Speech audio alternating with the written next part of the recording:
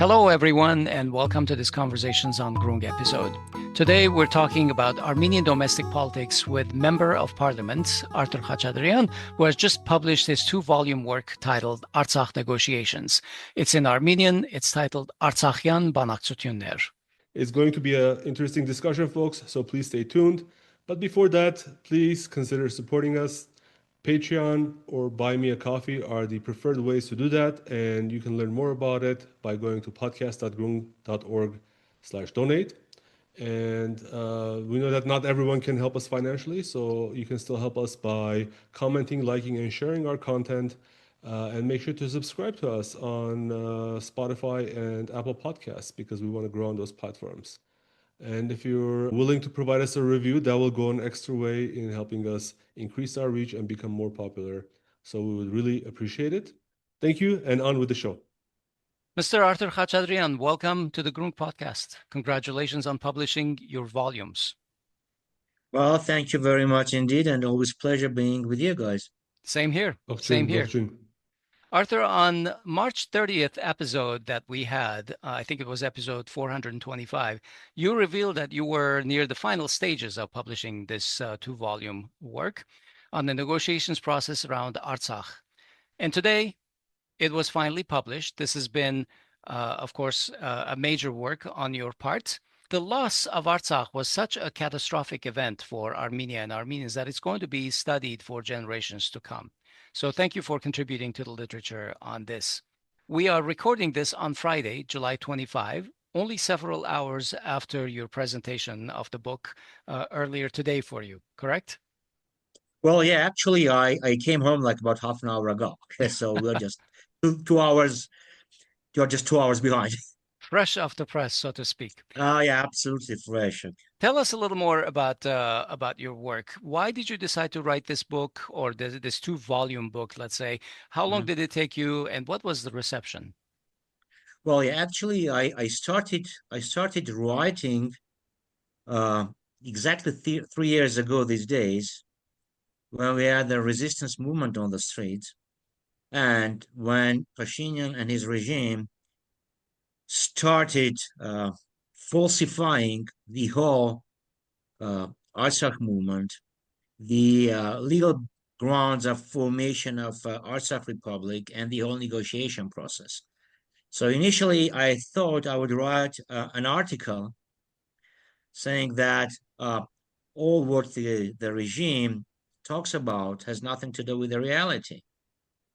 The status of Nagorno-Karabakh has never been touched upon by Almaty Declaration, for instance, that the documents submitted to Armenia never predetermined the final status of Nagorno-Karabakh under the jurisdiction of Azerbaijan, that were to speak about the Key West negotiation was not true, and even such prominent names, well-respected experts like Thomas DeVal, Sabina Fraser, Philip Ramler from the U.S., they just say that, yeah, in 1999, the land swap was posed to Armenia, but already in 2001, Armenian diplomacy managed to completely change the scheme.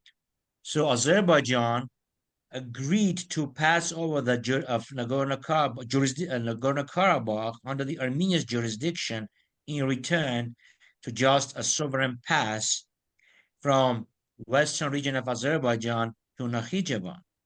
And again, it was not me who says that, not Armenian authorities of those days say that. It's just a very prominent expert. And actually, the news or the fake news that in Key West they were talking about land swap was originated from Azerbaijan, and even Sabina Fraser from International Crisis Group mentions that the Azeri experts and diplomats failed to show any document proving that statement. And then about the Madrid principles, or so-called basic principles that were on the table since 2004 approximately, have never predetermined the final status.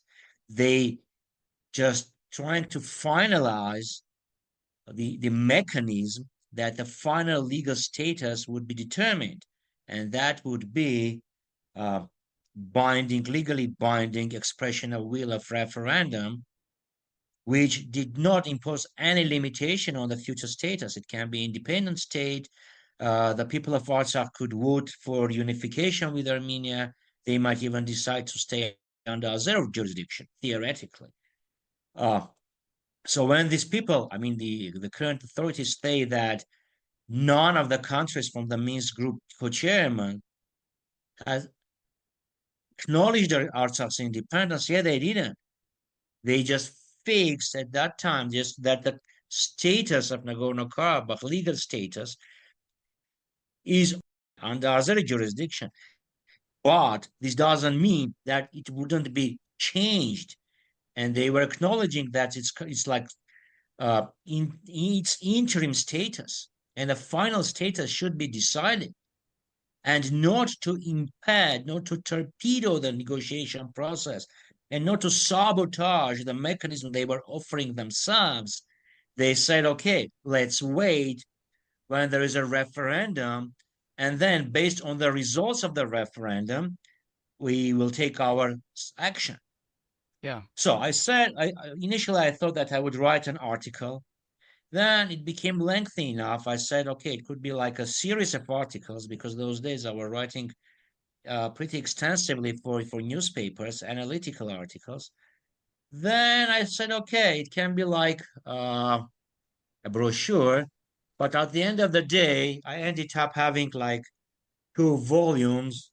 I don't know how to show this. Two Yes. volumes like this thick, about 1,300 pages, with about 3,500 references. Mm-hmm. So basically, any word, any statement that's in the book, I can prove that. I can justify showing the references. Okay, Armenian sources, Azeri sources, Russian sources, American and European sources, Turkish sources. Yeah, this is very important stuff, because Pashinyan has based a lot of his fallacies about the way he's conducting the policies based on saying that Artsakh was essentially given away to Azerbaijan 25 years ago by the former regimes and stuff like that. And I was going to ask you what your sources were, and you just mentioned some of them, but one of the key things that we've seen is that Pashinyan keeps denying that there's a full dossier by the OSCE Minsk group on these negotiations. But of course, the OSCE MG came out and completely negated him. Why is it that he refuses to publish this dossier? This is a very interesting question, actually, and the reason behind that is pretty simple. Well, to start with, if the jurisdiction was predetermined to be under Azerbaijan, then what these people were negotiating for 25 years. Mm-hmm. And the co-chair countries were the United States, France, and the Russian Federation. These people wouldn't waste their time beating a dead horse. Well, okay, if it's predetermined what they were negotiating, they would just force the implementation of the decision. Second, if Pashinyan publishes the whole dossier, it would be very evident, okay, what he inherited, okay, what was the input and what was the output. So this is why he keeps the final documents that were final proposals that were suggested by the Minsk group co-chairs in January 2019 top secret. Mm-hmm. And other than that, okay, if he publishes that, it would be evident that what he speaks, what he says about, is far away from the reality. Okay, so when we asked him, okay, can you please publish the document that was on the tables in April 2001 in Key West, he says, well, when I assumed the office, when my foreign ministers assumed the office, they couldn't find dossier, they couldn't find the documents. They now, find pieces in drawers, somewhere in a shelf. So there's a logical question. If you haven't seen the document, how can you judge about that? And other than that, okay, there were at least 5 parties there, plus the OSCE Secretariat.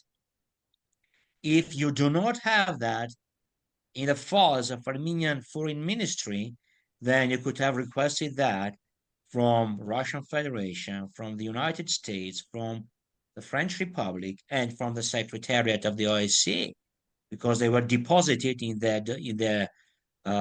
these dossiers were deposited with the OSCE.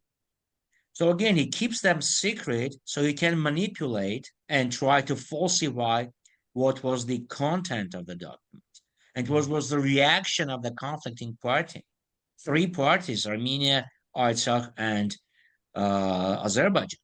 Yeah, because we cannot ignore that the co-chairs, whenever they come with a new proposal, they visited also Artsakh, or they met with the authorities of Artsakh in Yerevan. So the authorities of Nagorno-Karabakh of Artsakh were in the loop. That's right. So when he says Armenian authorities kicked out Artsakh from the negotiations, that's not true. Even he confessed back in 2018 that Artsakh was part of negotiation process. He just wants to restore that. And he said that both Robert Khachatryan and Serge Sarkisian, since they were native of Nagorno-Karabakh, their participation in the negotiation process meant that Artsakh was also indirectly participating in the negotiations. Yeah. Arthur, if we were to move to the negotiations after 2018, 2019, why did these negotiations fail and ultimately led to the war of 2020? Well, it's obvious that Azerbaijan was camouflaging its heavy armament, its intentions, with imitating that he was negotiating. And he tried to use or to grab any errors in the negotiation strategy or negotiation tactics of Armenian authorities to launch war. And since Pashinyan knew that, all he was supposed to do is continue negotiation process, and not allow Azerbaijan to capitalize on the errors committed by Pashinyan. Because Pashinyan, from the very first days, he expressed his negative opinion about the basic principles, about the postponed referendum, about the format of the negotiations. So he basically gave Azerbaijan a chance, an opportunity to leave the negotiation process and to start a war. Yeah. So, okay, if he continues and if he continues with goodwill, then I think the co-chairs would eventually force Azerbaijan to come up with a solution. Not to come up with a solution, but to agree with a solution. And actually, Azerbaijan was also saying that they agreed in principles, they were just negotiating on the details. But this bravado, Artsakh is Armenia period, advertising or the construction of the third road that would unite Armenia to Artsakh Republic from the south, all this gave a casus belli. Yeah. And plus, we shall not ignore that Azerbaijan justified its attacks by this minor clash on Republic of Armenia and Azeri Republic state border in July 2020. And basically, we also remember the show that is staged in Sardarabad in September, when he decorated more servicemen. Like 72 servicemen, I think. Yeah, and one of them got also the Armenian, the national hero status, but the he was called the Armenian national hero. Oh, yeah.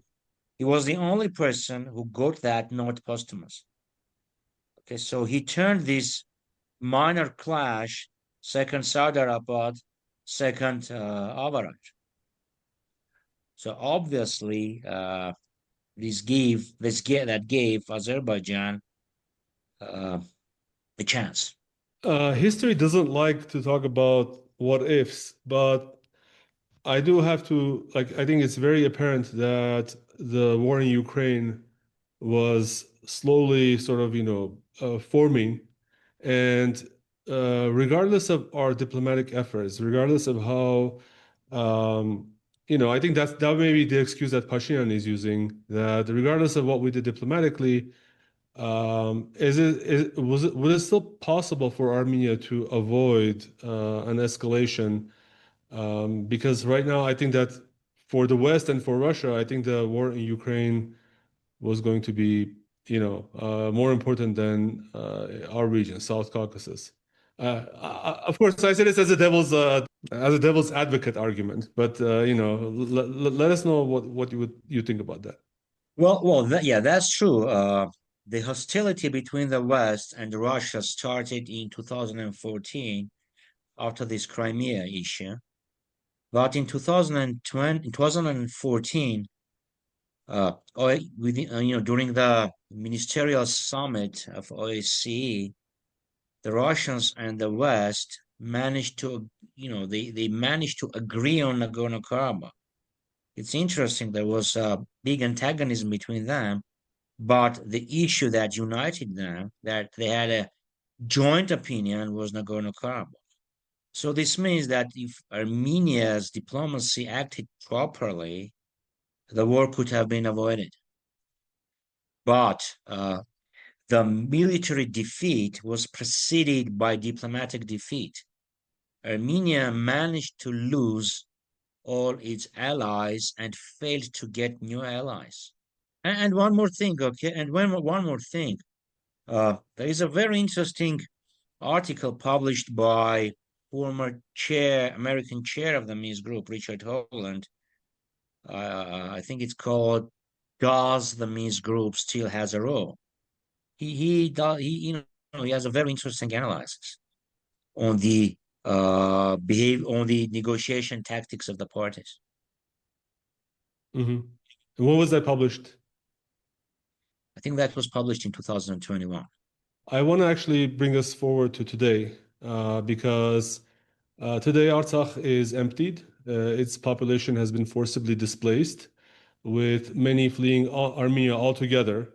And instead of defending their rights, Armenia's government echoes the positions of Ankara and Baku, cracking down on even basic mentions of the rights of Artsakhtsis. On the international stage, for most geopolitical players, and I say this with a heavy heart, the status quo seems to be acceptable, or at least a tolerable option. And when Catholicos Garegin II raised the issue internationally in Bern, Pashinyan responded by launching a campaign against the church. And now Pashinyan is threatening to even storm Echmiadzin to remove the Catholicos. Supporters of Artsakh face similar persecution. Businessman and philanthropist Samvel Karapetyan was arrested, and his businesses have been targeted after a statement he made that backed the church. And even now, civil contract MPs are openly calling for the banning of the Armenian Revolutionary Federation, the party that you represent. So I want to ask just a basic question. Why does even a minor expression of support for Artsakh and for the legitimate rights of Artsakh people elicit such strong reactions from the de facto leadership of Armenia? Yeah, very good question. On the 7th of January, Aliyev issued a statement calling Armenia fascist revanchist state. And he says that if Armenia doesn't fight revanchism inside, I will take care for that myself. So this means he instructed Pashinyan to crack down on the political forces, on the public figures, and any institution that speaks about right of people of Artsakh for collective return and right of people of Artsakh to exercise their right for self-determination. And Pashinyan's reaction was interesting. When everyone was furious in Armenia with the statement from Aliyev, he said, instead of responding to Aliyev, he says, okay, let's think why that he called as a fascist state.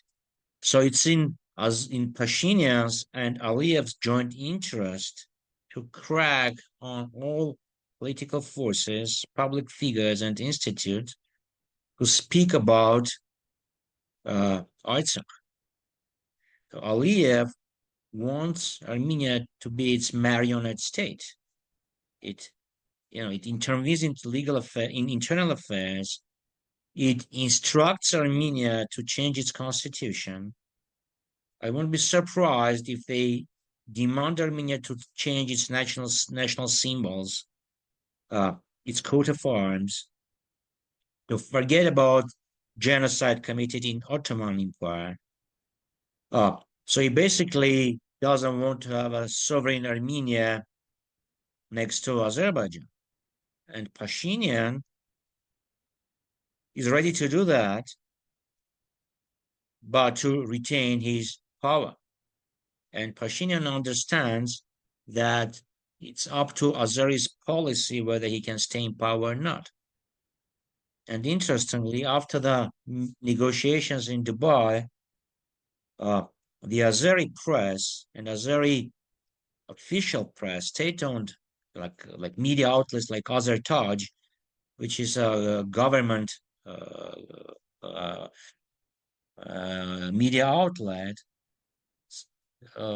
openly said that the meeting in Abu Dhabi was a dividend given by Aliyev to Pashinyan, because Pashinyan needs a piece of paper that says peace treaty.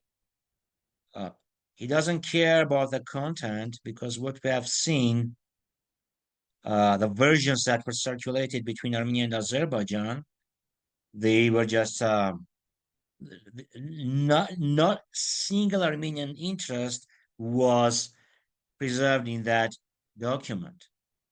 And the issues that have vital interest for Armenia, like opening up of the roads, the inviolability of state borders, the passage from Azerbaijan to Nakhichevan, even the delimitation issues were not touched upon. But Pashinyan wants this paper to go to the elections, like what Chamberlain did. Okay, I brought you peace to say, look, people, I negotiated this document. Now vote for me so that I can implement the peace process. I can bring peace.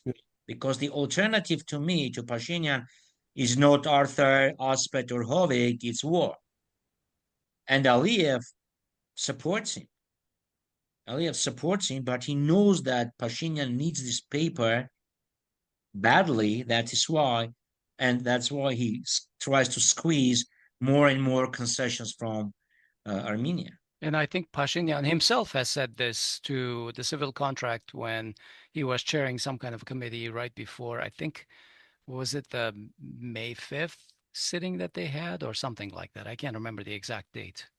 Yeah, it can be, but look, okay, like last year when there was the so-called delimitation process in Ijevan, in Tavush, in a closed-door meeting with the locals of the region, he said, "Okay, if we don't sign this delimitation by the end of the week, we will have a war." So he basically blackmails the people with war.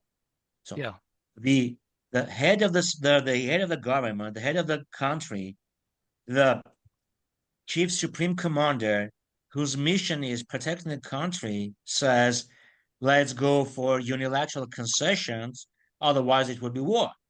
If you cannot ensure the peace on the borders, if you cannot ensure the independence and sovereignty of the country, then you should resign, but not justify concessions saying that if not, we would have war. Arthur, how serious is this issue of banning the Dashnaktsutyun, the ARF? I mean, we've seen this 30 years ago. It happened. It was a failure in the country.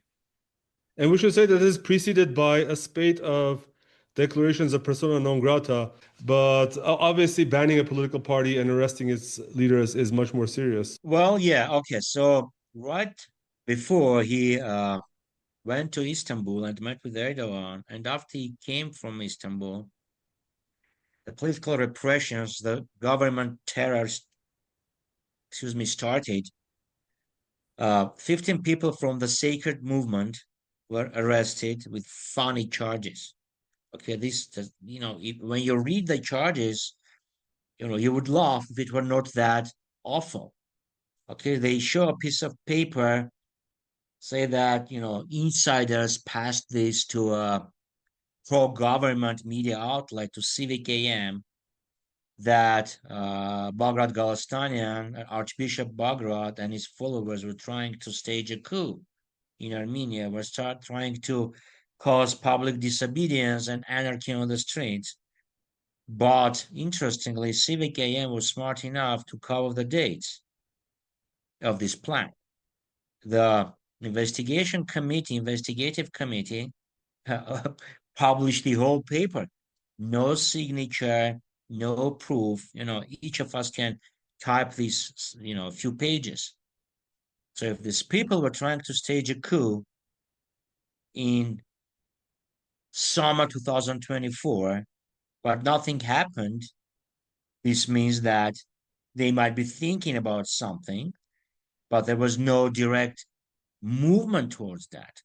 Okay, and when the chief prosecutor was at the parliament, reporting to the parliament and asking to lift the immunity from one of the MPs from our faction, the former mayor of Sisian, Arthur Sarkisian, I asked her the question. I said, there is an intention, there is a preparation, and there is an enacting. Okay. We saw nothing on the streets, so there was not enacting. What is the border between intention and preparation? Okay. Even if we assume that the wiretapping and the recording that they published was true, though there were no forensic expertise to check the authenticity of these recordings, what these people have actually done. Okay, because they were showing like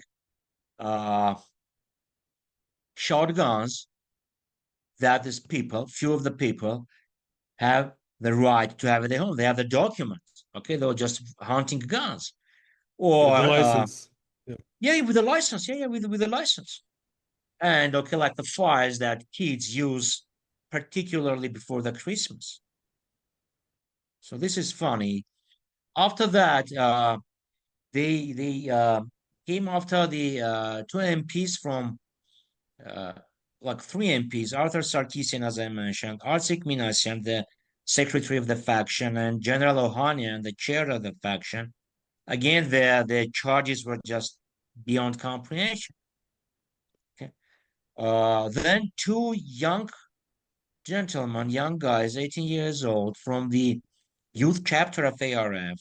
They were, 7 were arrested. 5 were released even without any charges. 2 of them are still under custody. What are the charges? We don't understand, okay? Like the toys that you use for strike ball. And basically what they found, a hand grenade, in parentheses, that was used for strike ball. And on the web, there are just videos that the young people use that when they play strike ball during their jamboree last year. But obviously we heard official, like, members of parliament from civil contract in Armenia's parliament saying that we should think about banning the ARF, which goes a little bit beyond just arresting leadership and so forth, right? Yeah, true. That's true. Again, let's go back to Aliyev's statement, Aliyev's demand. He calls us revanchists. He calls the Mother Sea revanchists. He calls Artsakh authorities revanchists, and that's why they staged a full attack against IRF. If they had a tiny evidence that the party was or is or will be planning something that is not allowed, that goes against the legislation, the party would be banned and party's leadership will be behind the bars already. but they are opening up the overturn window. Okay, their MP speak about that. Pashinyan says, yeah, okay, if there are legal if there are evidences, we will consider that.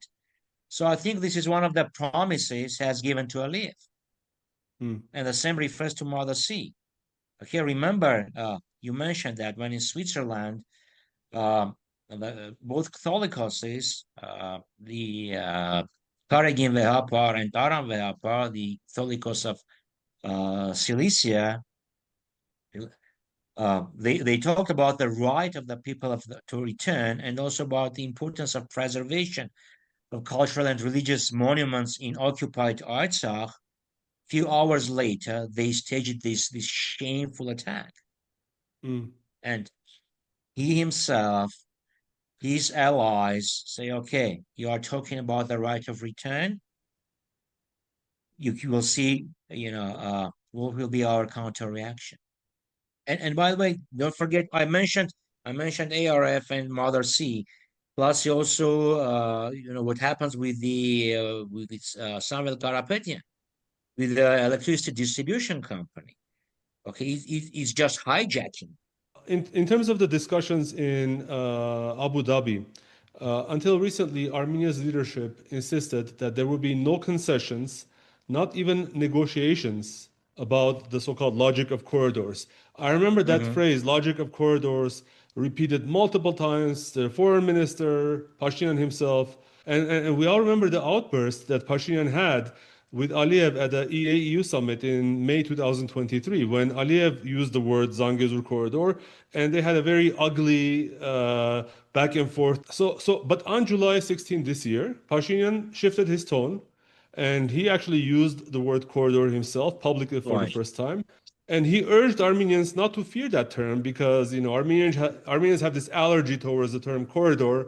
I guess he recovered from his allergy from 2 years ago. So this follows reports that U.S. Ambassador to Turkey, Tom Barak, has proposed that a 100-year lease be given for a road through Syunik that the U.S. will, or U.S. company or U.S. government, I'm not sure, would manage. Now, the Armenian government says that this proposal has been rejected because of sovereignty concerns. At the same time, the Armenian government believes that some sort of outsourced road can satisfy Armenia's sovereignty, and we don't know how. In addition, Armenian officials talk about proportionality, and I think this is really important because to us, it means that if there are any special considerations that are given to Azerbaijanis traveling to Armenia, those same special considerations would have to be given to Armenians traveling through Azerbaijan, to go to Russia, to go to maybe even Turkey. But Aliyev, just 2 days ago, I believe, in occupied Stepanakert, laughed at that statement and said there will be no international organizations on Azerbaijani soil. And in fact, he said that there will be no Armenian presence either. Like almost, I believe that was, if I'm quoting verbatim. So how can we believe the assurances of the Armenian government? How honest are the rejections, the statements from the Armenian government saying that they have rejected these offers about the so-called corridor? Well, two issues, okay? First, well, yeah, he again opened this overturn window. He brought into Armenian lexicon the word corridor.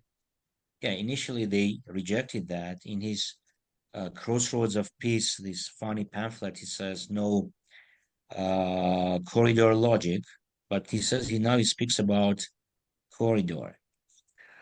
Obviously, has overcome his allergy to that, but before that statement, he made another statement.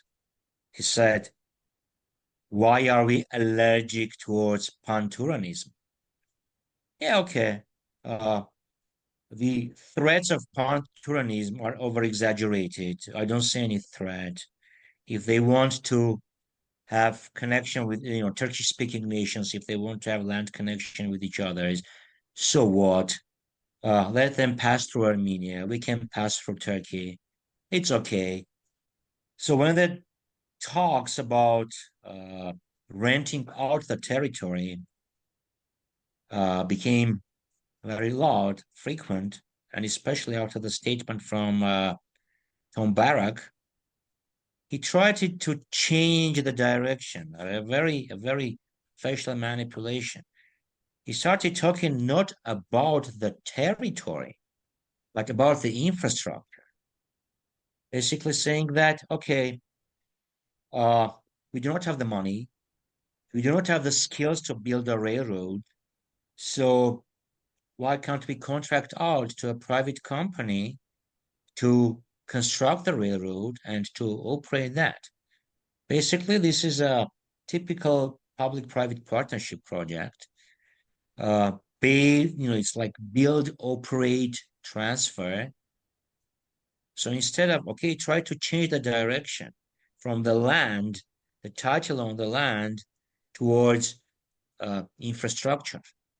But what Thomas Barak said, what Azerbaijan wants is not the railroad, it's the land under the infrastructure. And by the way, when Pashinyan says, if they cross through Armenia, we can cross through Nakhichevan, is not correct, because there is no railroad from Megri to Yeras. The railroad that existed during the Soviet Union doesn't exist anymore. Now the railroad turns left towards Turkey from Sadara. And Azerbaijan has never said that we are going to construct this railroad from Sadara to Yeras. Talking about the reciprocity, well, a very good observation. Aliyev said, forget about reciprocity. We will not contract out anything to any third party.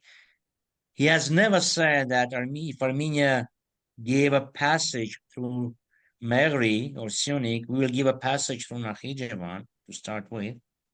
And the third, of course, he ridiculed, he just humiliated Pashinyan in Stepanakert. And he said, no, we don't want Azeri passengers and Azeri cargo to interact at all with Armenian officials.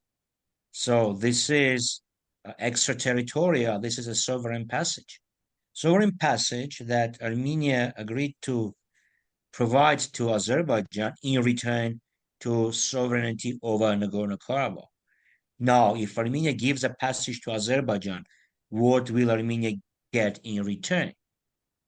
What Pashinyan does today, he wrote about in 2001, saying that it's Armenians' jealousy or ill-mindedness not to give the corridor to Azerbaijan and Turkey.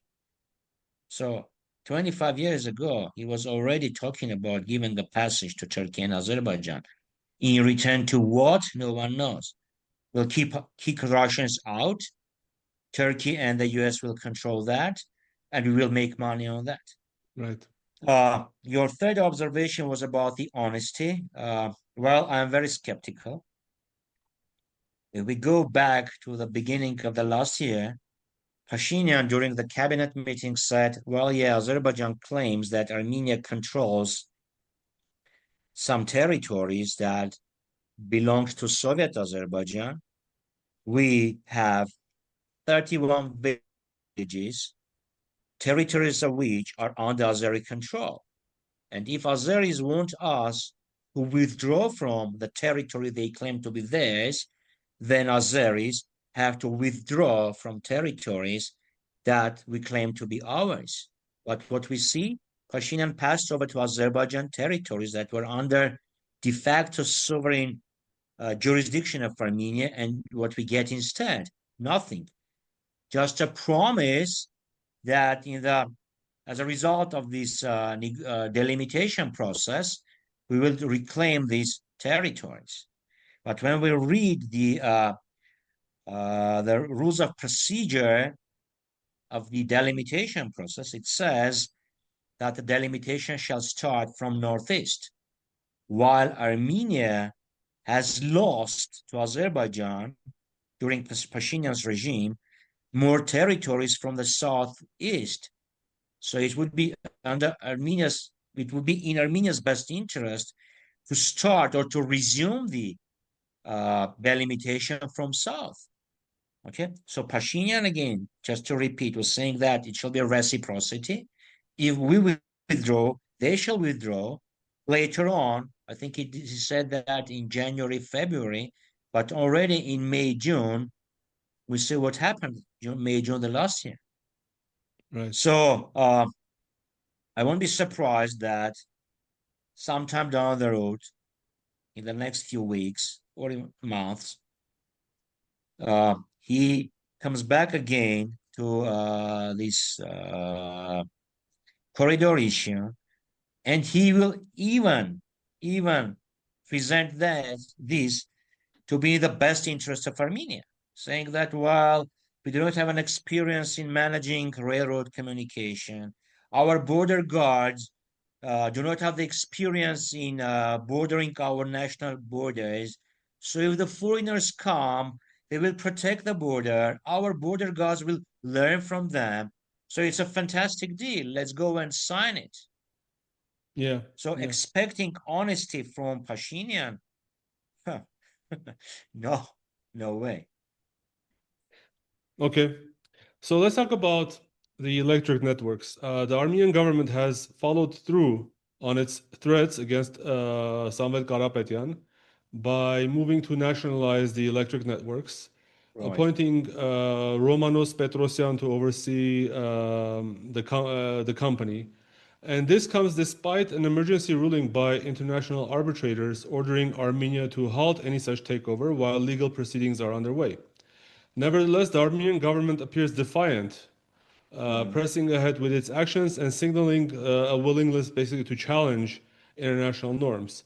So our question, I mean, we've covered this on almost every episode since it happened, but and we will continue covering this in detail. But what are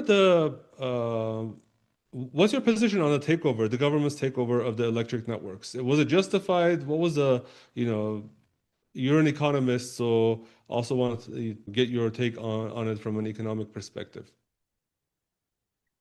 Well, right after an innocent statement by Samvel Karapetyan that we, by our means, will protect the church, they started this offensive against Karapetyan. He was jailed.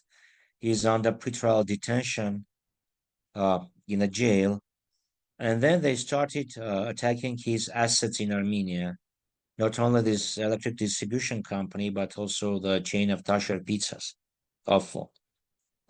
And they say that we're gonna nationalize this. They don't hide their intentions. But what they did, the law that they passed says that government can appoint an external manager to manage the company. The company, the owner, has to pay the salary of the manager. The owner bears all responsibility for wrongdoings of the government assigned manager, and the company shall continue implementing its investment plans. It's beyond comprehension. Okay, you kick out the management, you say that you will nationalize the asset, but you still have to pay for the you still have to implement usual invest money. You just beyond comprehension. As a left-winger, moderate left-winger, I'm not among those who say government is the worst manager.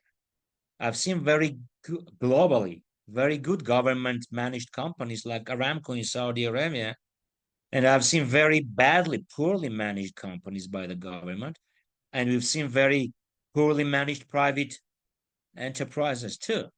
So if the government wants to have stakes in a company, they may buy it at fair price.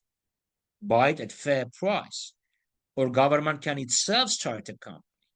But taking over, hostile takeover, basically national expropriation, this is awful. And actually, we've seen foreign investors leaving the country. We have negative balance in foreign direct investments. And in international arbitration, international courts, we have claims against Armenia, the situation with Sanitech, for instance. then Flyarna, okay, they also threaten, the awful schemes by ANIF, Armenian National Interest Fund. They were getting like few million drum paychecks every month, but they went bankrupt. They just wasted the public money. Also, the Amusar gold mine. Well, yeah, that's another story. It's another story that we speak about, and I spoke to IMF actually about that too. Let's go to Zangezur copper molybdenum combine. Okay, strangely, the new owners, the majority shareholders, did this generous gift to the government. Quarter of the government today owns about 22% in Zangezur copper molybdenum combine. They didn't buy it; they were just donated. The same with Amusar. Okay, this was for 7 years that was in their drawers, and after the Lydian donated more than 20% of their shares to the government, they cleared the deal. The takeover of Vivasep, okay, the watchdog, the regulator, first denied the takeover bid, and after they get the shares, the government got the shares, they cleared the deal. Okay, so from fiscal standpoint, it doesn't make any sense. Again, I talked with that with the IMF folks. So why do they do that? So basically, he appoints his management. The management hires Pashinyan's loyalists, so he creates his short social base. Okay, people who depend on Pashinyan for their living. Okay, dozens, hundreds, I don't know. Other than that, these companies have very strong corporate social responsibility component. Okay, so if the company does something good for the community, the mayor of the town or the governor, Pashinyan's loyalists, his party fellows, go there, they cut a ribbon, they help the people, to satisfy their social needs. Okay, it also creates a political environment that, we did that. Okay, so this is the reason why they get stakes in government, in the private companies. And I was really busy today, but what I managed to see in the press, this external manager is in office for 48 hours, 72 hours, but he has already fired employees or managers of different levels from the electric distribution company, appointing his people. So this is the reason behind these expropriations of shares, and the distribution company, electric distribution company, it's a completely different story. It's like pressure on Samvel Karapetyan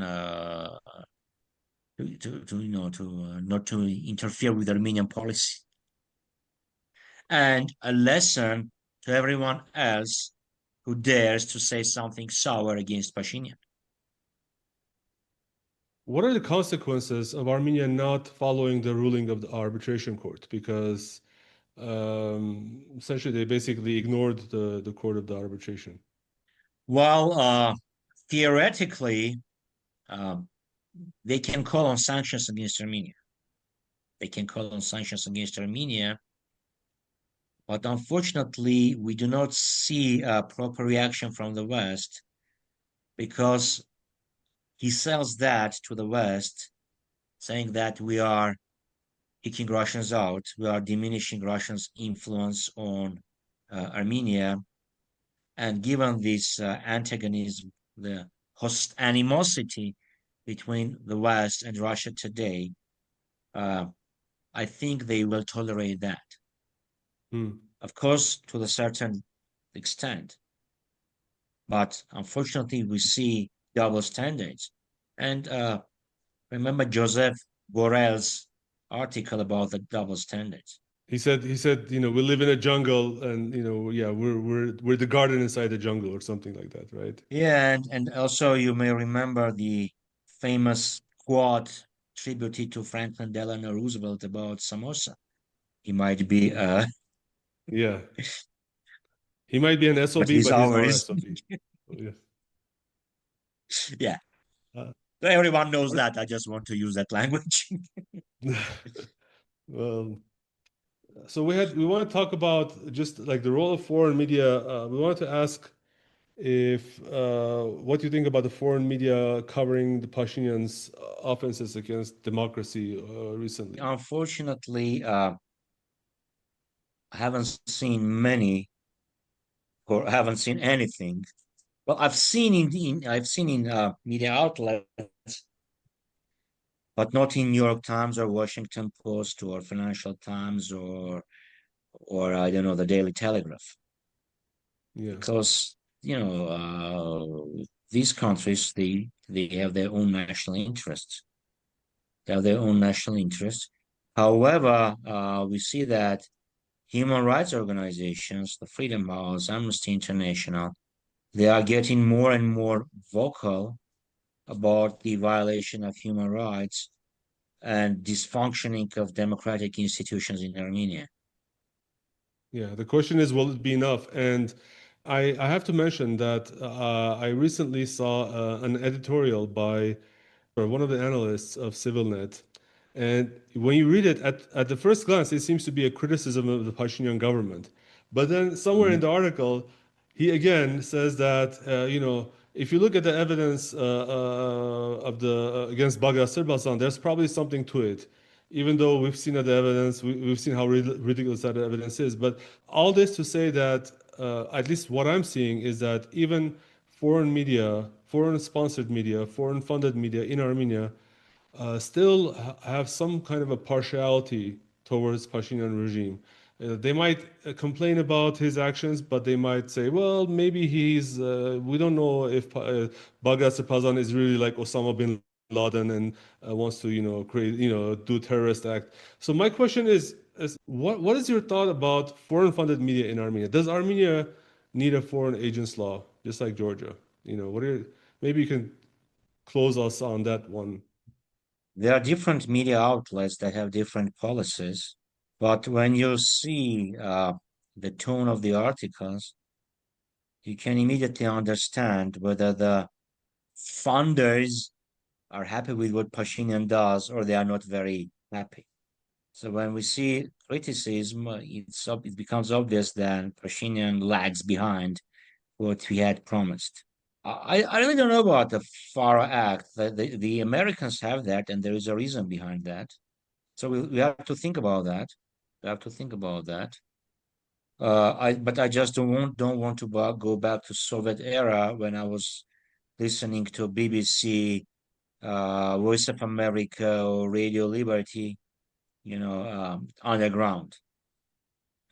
However, if it's a little bit different from your question is when you talk about the foreign media, there was an article in the Forbes recently saying that this corridor will enable supply of carbohydrates, gas, natural gas, hydrocarbons, excuse me, worth of $50 billion.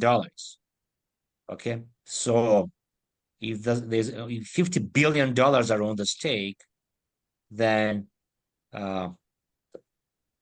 some governments in the West may close their eyes on what's happening in Armenia.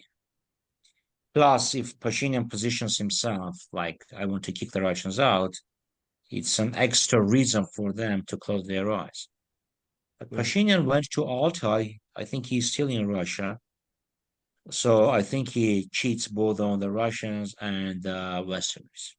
All right. Well, I think we have abused your time enough, Mr. Khachatryan. Thank you for being so generous with it. And we hope you come back again. Always a pleasure, gentlemen. Always great to have you, Arthur. Talk to you again. Always happy. Have a nice day. You too. Bye-bye. Bye-bye. Take care.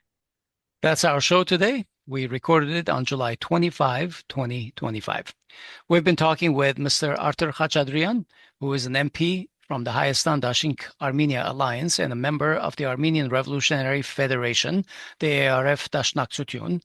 And in the past, he has held government posts such as Deputy Minister of Territorial Administration and Development, Governor of Shirag, and Minister of Agriculture.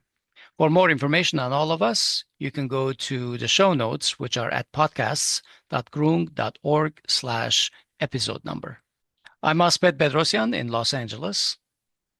And I'm Hovik Manucharyan, currently in Gavar, Armenia. Please find us on social media and follow us everywhere you get your Armenian news. The links are in the show notes. Thanks for listening, and talk to you soon.